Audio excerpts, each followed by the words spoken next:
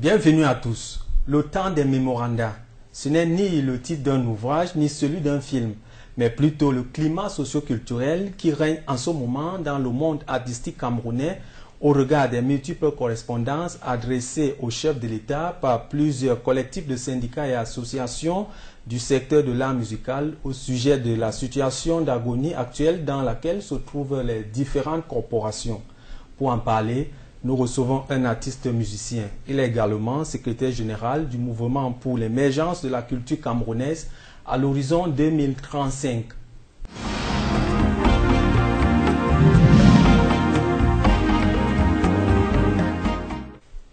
Don Compadre, bienvenue sur le plateau de Plein Phare. Merci de nous recevoir en tant qu'entité musicale et merci de l'honneur que vous faites aux expressions artistiques passant par notre humble personne. Oui, alors Don Compadre, vous faites partie de ce collectif qui a adressé une requête collective, permettez l'expression, au chef de l'État. Qu'est-ce que vous revendiquez exactement? Nous revendiquons tout ce qu'un être humain peut revendiquer quand il se retrouve au creux de la vague. Quand à un moment donné, ses droits civils et politiques ne sont pas respectés, ses droits sociaux, économiques ne sont pas respectés, ses droits intellectuels, c'est-à-dire culturels, ne sont pas respectés. Quand on vous remet totalement hors de l'humanité, en deçà de l'humanitaire, vous êtes à même de revendiquer quand vous restez encore un peu lucide. Donc nous revendiquons une situation heureuse pour les artistes camerounais dans leur entièreté. Nous revendiquons d'avoir de la subsistance nécessaire en fonction de notre travail, en fonction de notre être, en fonction de notre vision. C'est pas le cas actuellement. Non, mais écoutez, vous-même vous avez vu à regarder partout dans la cité triangulaire où est l'artiste camerounais qui vit heureux de son art au Cameroun. Aucun. Sinon, ceux qui ont eu à être bénéficiaires à partir de familles un peu plus aisées, des terrains qui peuvent les vendre, ceux qui se sont roués du côté de la perversité ambiante, je vous fais grâce des détails, vous connaissez les éléments pervers qui existent dans notre société déviante, ceux qui ont pété le flanc au prosélytisme, à d'autres choses parallèles. Mais pourquoi maintenant? Il n'est jamais trop tard, Joël. Il n'est jamais trop tard. Il fallait bien qu'on saisisse l'autorité la plus forte dans l'administration de tutelle, parce qu'en fait, on s'est dit quand même que le président de la République... Oui, mais pourquoi le président? Mais vous avez une tutelle, non? Mais oui, il fallait bien passer par cette tutelle-là plusieurs fois et constater par après qu'elle reste totalement indifférente.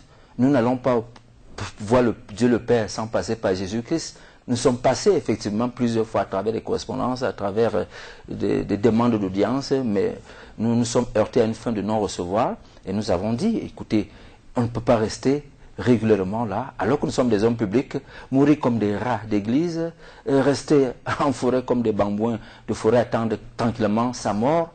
Et il fallait bien, s'il faut mourir, mourir devant son public, parce qu'en fait, ce public-là nous aime bien. Donc alors, la prestation que nous sommes en train de développer aujourd'hui, elle est l'image du contenu et du contenant de la correspondance, la vaste correspondante, dans ce qui existe à travers celle que vous avez devant vous. Oui, justement, je rappelle que c'est vraiment une danse correspondante. Mais on parle déjà de la création d'une commission de répartition par la tutelle qui vient de voir le jour.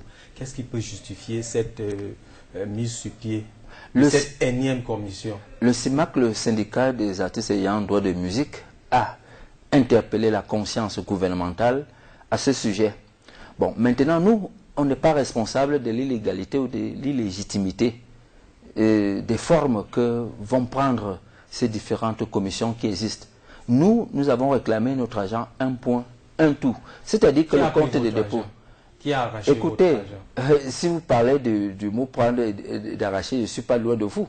Parce qu'en fait, il y a un compte de dépôt spécial. On n'a pas peut-être le temps de déployer notre énergie verbale pour vous expliquer quels sont les mécanismes en détail, n'est-ce pas, de fonctionnement du secteur des OGC, les organismes de gestion collective.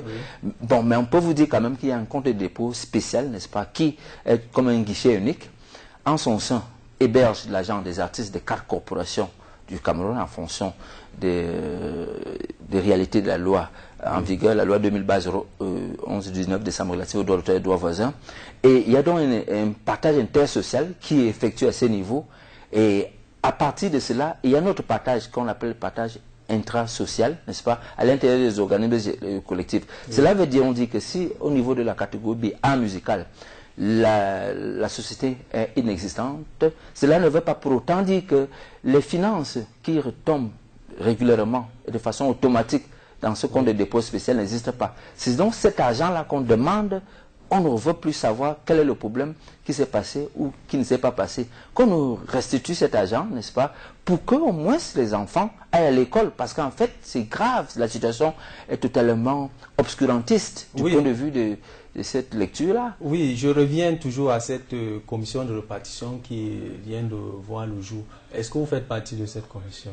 Non, mais écoutez, on ne peut pas être en train de me plaindre comme je me plains là, être appelé. D'ailleurs, je n'ai jamais été appelé, malgré, nonobstant l'expertise dont je me réclame, n'est-ce pas, pour avoir été non seulement dans les sociétés d'auteurs en tant que cadre, n'est-ce pas, président de droit voisin à gauche, président de droit voisin à droite. Je vous parlais de la SOCAM qui est venue nous déranger un temps. Et pour le cas d'espèce, actuellement, je suis président du droit voisin et d'identification du côté de la CNC. Toujours concernant cette commission, mais j'ai fouiné, je constate qu'il y a presque les mêmes têtes qui sont revenues. Mais vous parlez et vous voulez qu'on insiste sur le contenu en termes de personnel de ce comité spécial. Bon oui, mais écoutez, on ne va pas aller chercher des êtres humains à Mars. Certainement, vous voulez faire allusion au CIR et ce Somba, qui a été PCA du côté de la Socinada, de regretter mémoire, parce que ça ne veut pas dire de vénérer mémoire, parce que la Socinada est morte d'une mauvaise maladie qu'on ne trouve pas encore jusqu'à l'heure actuelle, dont on ne trouve pas encore jusqu'à l'heure actuelle des médicaments ou des panacées. Bon alors, donc, alors à partir de là, vous voulez qu'on parte prendre qui? Qui parmi les artistes? On prend les mêmes et on recommence. Voilà. Donc vous voulez relancer une préoccupation peut-être pour rejuvéniser la gestion puisque les mêmes têtes qui reviennent, ce sont les mêmes têtes qui sont un peu décriées. Ah oui, ok. Si ces têtes sont décriées, le problème ne se trouve même pas à ce niveau. Le problème, à mon humble avis, n'est-ce pas, c'est prendre la situation en sa racine, regarder rubrique après rubrique, palier après palier, ce qui dérange.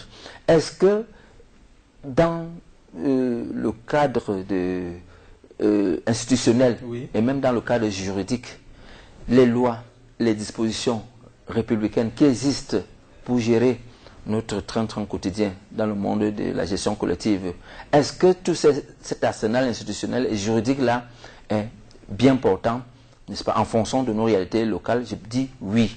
On peut peut-être revoir, parce qu'en fait, au fil du temps, n'est-ce pas, on peut critiquer la caducité de telles dispositions, de telles autres, mais en général, dans l'ensemble, c'est bon. Mais maintenant, est-ce que les hommes chargés d'incarner les différentes instances de réglementation, de fonctionnement, d'organisation du secteur de gestion collective sont à leur place? Je dis, même quand ils sont prédéfinis pour être à leur place, ils ne jouent pas leur rôle. Et c'est là où se trouve le problème. Donc, je reviens donc pour poser le problème de la distribution des cartes, la distribution des hommes. Qui doit faire quoi? Où? Est-ce que ces hommes qu'on a souvent appelés sont des experts? Si tant qu'ils ne sont pas experts, est-ce que tout au moins ils ont un esprit d'objectivité, d'équité, de transparence? Oui, on veut comprendre, mais on note quand même que dans ce vent de revendications, on note que vous y allez en rang dispersé. Pourquoi? En fait, si nous sommes plus de 280 ethnies au Cameroun, ne demandez pas aux artistes, n'est-ce pas, de chanter les louanges Amen dans une même chapelle politique ou religieuse. C'est que la différence, ou alors les différences pour l'unicité qu'on veut créer aujourd'hui, veulent dire que quels que soient les moyens ou les méthodes, ou encore les méthodologies qu'on exploitera. Oui, on a les mêmes objectifs. Sont communes. Oui, mais écoutez, il y a une philosophie de la vie que j'ai aujourd'hui par rapport à ma socialisation. L'un est né dans un contexte culturel autre, Nous sommes tous des Camerounais. C'est pour ça qu'on parle de l'intégration plus tard, mais auparavant de l'unité nationale. Donc alors, on ne refusera jamais aux artistes, n'est-ce pas, d'aller vers un même objectif, parce qu'en fait là, il n'y a pas de normes préétablies pour aller rencontrer la vérité. Et la vérité, c'est quoi? C'est que l'artiste camerounais est pillé, il est chosifié, il est sous-spécifié, il est instrumentalisé, il est infantilisé. Alors, le problème qui se pose, chacun y va avec sa méthodologie, avec sa façon d'être, son feeling, parce que nous sommes des artistes. Est-ce que les artistes, vous-même les artistes, est-ce que c'est pas vous-même qui êtes à l'origine de tout cela? Parce qu'on note que beaucoup sont versatiles. Bon, alors, maintenant, vous allez mettre un point d'honneur sur une réflexion qui a trait à la vérification du comportement ou alors du comportemental des uns des autres. Quel est le domaine d'activité au Cameroun où on ne retrouve pas les mêmes problèmes? Ce n'est pas pour dédouaner les artistes, c'est pour dire, introduire un propos simple qui veut qu'aujourd'hui qu'on reconnaisse que, n'est-ce pas, les responsabilités sont partagées, n'est-ce pas? Aujourd'hui, si d'aventure les artistes ont ce propos, cette volonté, n'est-ce pas, d'aller rencontrer la vérité, n'est-ce pas, là où se trouve, on ne sait pas, n'est-ce pas? C'est parce qu'en fait de compte, ils ont compris que à leur niveau, il ne faut plus justement que ce genre d'accusations arrivent, n'est-ce pas? Alors, laissez-nous aller rencontrer le président de la République, n'est-ce pas? Par des doléances, par des mémorandats, par tous les moyens possibles. Et alors, maintenant, cela veut dire d'une manière ou d'une autre, nous sommes d'accord au moins sur quelque chose de précis. C'est que nous pleurons sous le joug de la misère, de la galère inqualifiable, indicible. Oui, mais maintenant, certains de vos collègues sont entendus depuis quelque temps. Vous, comment comprendre? Bon, maintenant, l'impunité criarde, rampante qui existe sur notre cité triangulaire n'a de qualificatifs que des mots qui n'existent pas dans notre imaginaire. Vous comprenez? C'est-à-dire que dans le monde du droit d'auteur, aussi longtemps qu'il peut faire un bond dans le passé, je ne me rappelle pas d'un procès qui aboutit. Hein? Jamais dans le droit d'auteur. C'est-à-dire que les magistrats... Un début de solution? Non, mais écoutez, ça, nous sommes pessimistes, n'est-ce pas, incrédules. Nous ne croyons pas en cette justice qui ne nous a jamais rien apporté. Parce que les dossiers sont là, disponibles. Il suffit de remuer, de les exhumer de là où ils se trouvent. N'est-ce pas? On refait toute l'histoire ou l'historiographie du droit d'auteur au Cameroun. Et vous allez rencontrer année après année, étape après étape, thématique après thématique, rubrique après rubrique, tout ce que vous voulez savoir.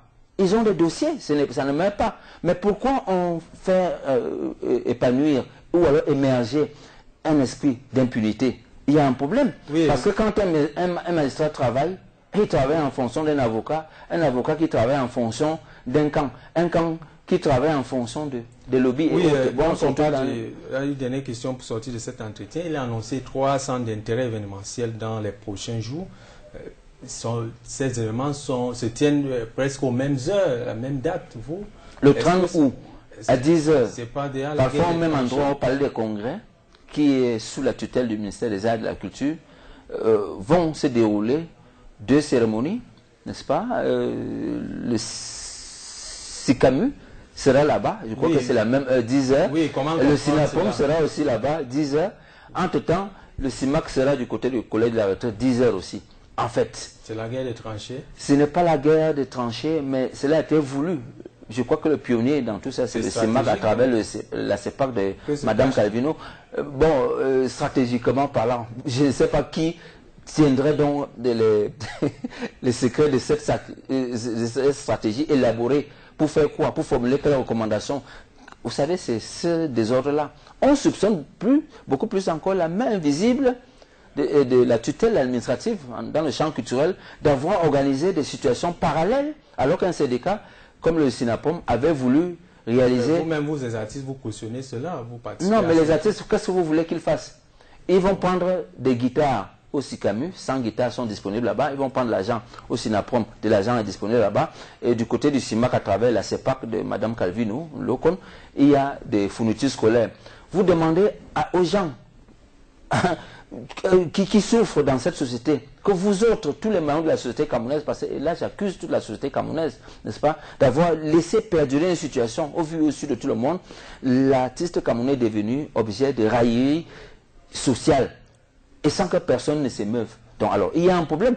Ne vous refusez donc pas aux artistes d'aller prendre ce qui est de leur droit. Mais maintenant là, à vous d'analyser. Allez à gauche, allez à droite. Dites qu'ils ne sont pas allés prendre les fournitures scolaires, c'est leur possibilité.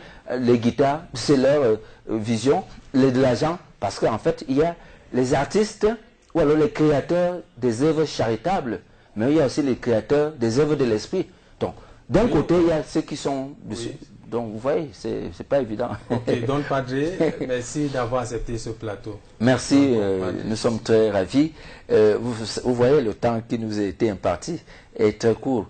On n'avait même pas encore commencé à aborder les premières marches d'un développement qui allait donner jour à un certain dévoilement de beaucoup de choses. Souhaitons vivement, n'est-ce pas, bon vent à votre émission et qu'on revienne pour aller creuser beaucoup plus en profondeur les préoccupations et les problématiques, n'est-ce pas, qui tournent autour du champ du droit d'auteur, des arts et de la culture au Cameroun. Et laissons parler aussi désormais ceux qui sont ancrés là-bas, non seulement comme acteurs, mais comme observateurs attentifs, avisés et professionnels, et qui peuvent dire la vérité en toute objectivité, sans parti pris. Je vous remercie.